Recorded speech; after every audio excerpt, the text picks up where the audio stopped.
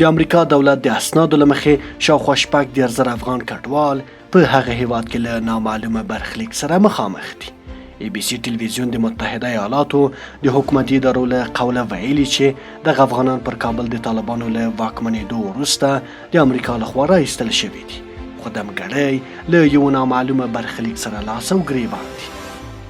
د ریپورټ له مخې دغه کسان د امریکا د کورنیو قوانینو پر بنسټ د دایمي استوګنې لپاره په شرایطو برابر نه دي او مجبور دي د یوې مودې له تېرولو وروسته خپل هیواد ته ستانه شي. د دغه وضعیت د رامنځته کېدو له وجهې د امریکا پر بهرنیو چارو او په ځانګړې توګه دفاع وزارتونو باندې فشارونه او نیوکې زیاتې شوي دي چې ولې په خپل سر هر ډول کسان امریکا ته راوستي. پر دې سربېره د امریکا حکومت ویلي چې د تخلیه پروسې کې د نظارت د نشتون له وجهې 1400 داسې ماشومان هم امریکا ته ورغلي چې پلار او مور یې معلوم نه دي. د دغو بې برخلیکو کسانو لپاره یوازې یوه حل لاره شونې ده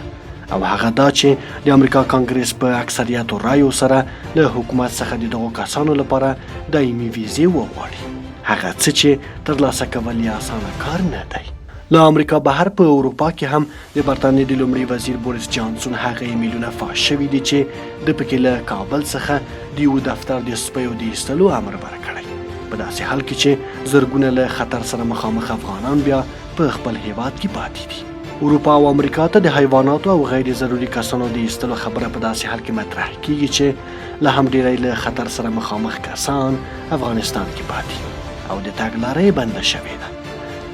دا امکان شته چې امریکا په جعلي اسنادو راغلو افغانانو ته د موقتي مودې لپاره ځای ورکړي او د وضعیت د بدلون په صورت کې بیا ځلې خپلو کورونو ته ستانه کړي. امریکا ویلي چې نشي کولی هر چاته د ویزو په ورکړې سره خپل ملي امنیت او اقتصاد له ستونزو سره مخامخ کړي.